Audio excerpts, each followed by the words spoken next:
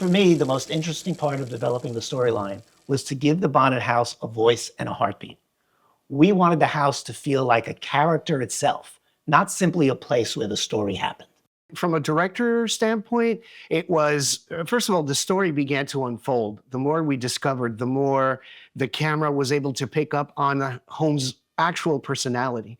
And it started coming to life. It really was an organic process. The most interesting part of developing the storyline was finding a way to give the Bonnet house a voice and a heartbeat. We wanted the house to feel like a character itself, not simply a place where the story happened. The more that we went deeper into the production, the more we discovered that the house actually did have its own spirit and its own story. And we just had to have the right time of day, the right lighting, the right photography, but the house really told the story. It's incredible. It was a process. It was.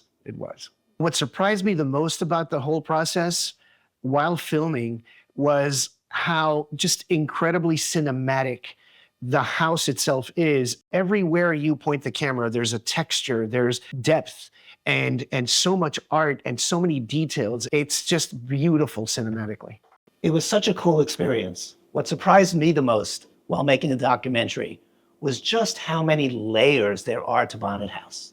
It's a story about art, love, creativity, nature, and this wonderful piece of old Florida. The story is not just about a house.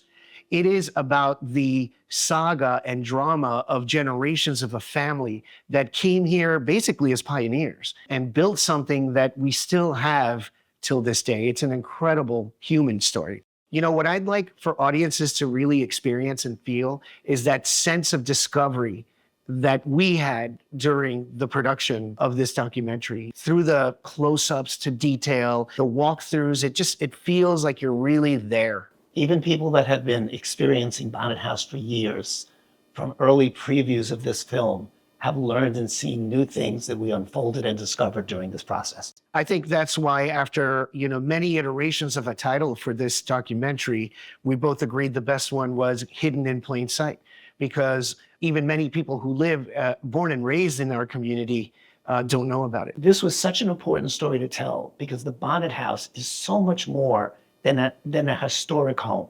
It represents a time, a place, and incredibly creative people. And keeping those stories alive is part of preserving the house itself. And as a creative person, I was so motivated and so passionate. Every layer that we unfolded, every step of the way as this process came together.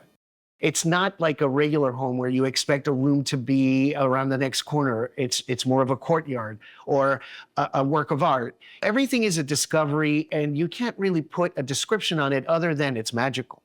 For me, the word I would use to describe Bonnet House is alive. There's an energy in the art, the gardens, the architecture, and the stories.